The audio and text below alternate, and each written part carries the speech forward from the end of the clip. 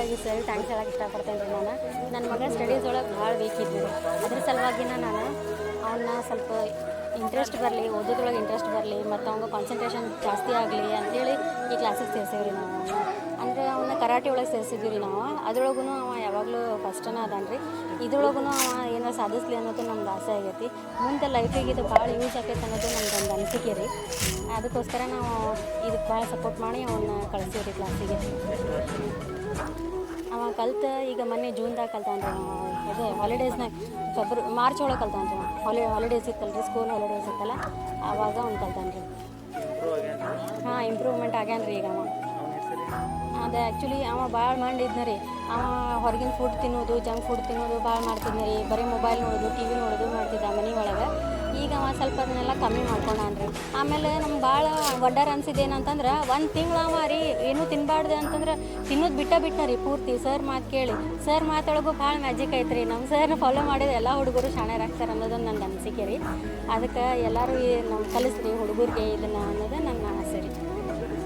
ನನ್ನ ಮಗನ ಹೆಸರು ಸರ್ವೋತ್ತಮ್ ವೀರೇಶ್ ಗುರಣ್ಣ ಅವ್ರಿ. ನಾವು ಹುಬ್ಳಿಲಿಂದ ಬಂದೀವಿ ರೀ. ನನ್ನ ಹೆಸರು ಪೂಜಾ.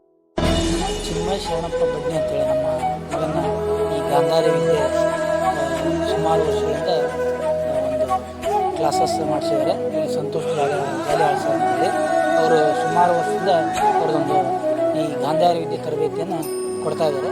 ಒಂದು ಸಂಸ್ಥೆ ಇದೆ. ಗಾಂಧಾರಿ ವಿದ್ಯೆ ಅಂದರೆ ಏನಂದ್ರೆ ಈ ಮಕ್ಕಳಿಗೆ ಮೊಬೈಲನ್ನು ಅವಾಯ್ಡ್ ಮಾಡ್ತಾರೆ.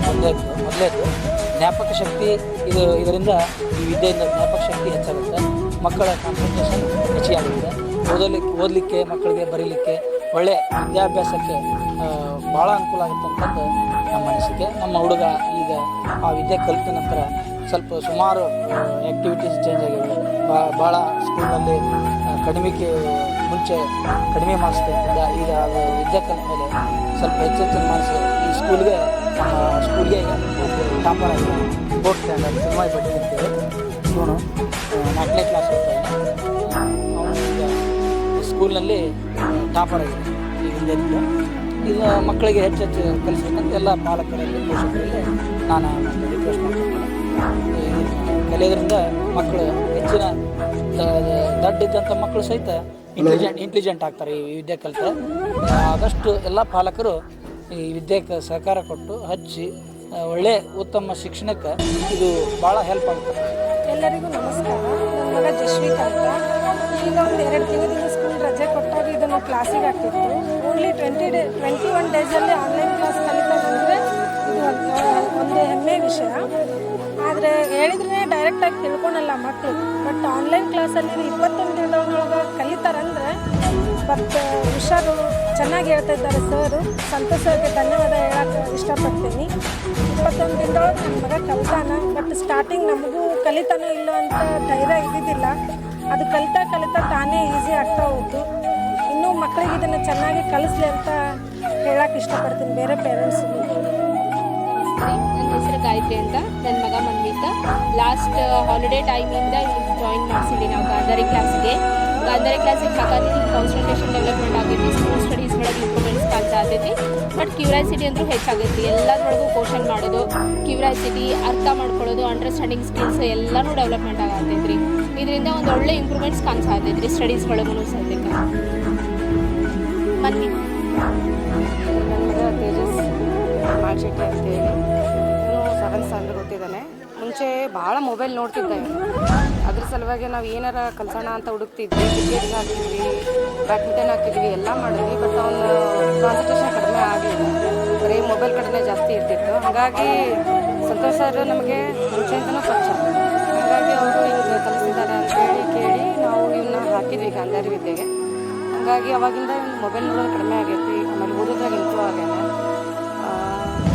ಇದರಿಂದ ಅವ್ರಿಗೆ ಜ್ಞಾಪಕ ಶಕ್ತಿ ಜಾಸ್ತಿ ಆಗೈತಿ. ಆಮೇಲೆ ಕಣ್ಣು ಮುಚ್ಚಿ ಎಲ್ಲ ಹೇಳ್ತಾನೆ, ಅವ್ರ ಕಲರ್ಸ್ ಹೇಳ್ತಾನೆ, ಆಮೇಲೆ ನೋಟಿನ ಮೇಲೆ ನಂಬರ್ಸ್ ಹೇಳ್ತಾನೆ. ನಮಗೆ ಇದರಿಂದ ಸ್ವಲ್ಪ ಉಪಯೋಗನೂ ಆಗೈತಿ. ಹಾಗಾಗಿ ನೀವು ನಿಮ್ಮ ಮಕ್ಕಳನ್ನ ಗಾಂಧಾರಿ ವಿದ್ಯೆಗೆ ಕಲಿಸ್ರಿ.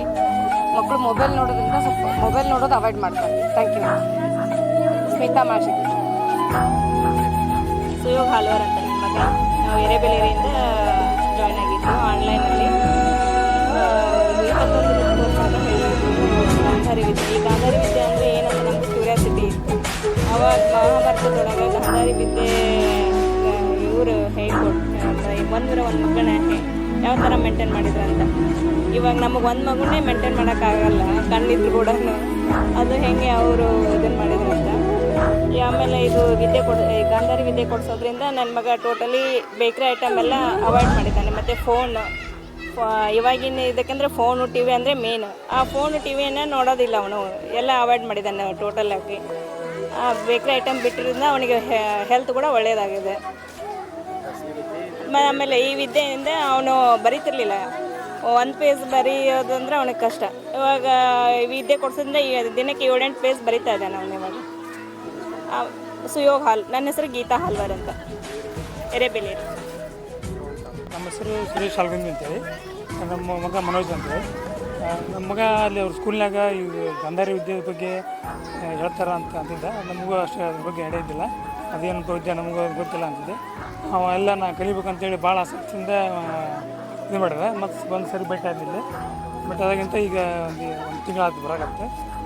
ಮೆಂಟಲಿ ಮೆಡಿಟೇಷನ್ ಒಳಗೆ ಭಾಳ ಇಂಪ್ರೂವ್ಮೆಂಟ್ ಆಗ್ಯಾನ, ಮೆಮ್ರಿ ಪವರ್ ಚಲೋ ಆಗೈತಿ.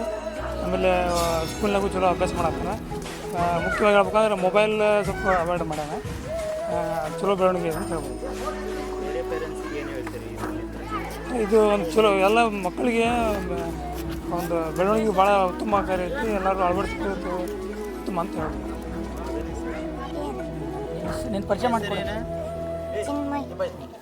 ಎಷ್ಟು ವರ್ಷ ಆತಿದೆ ಕಲಿಯಾಕತ್ತ? 2 years.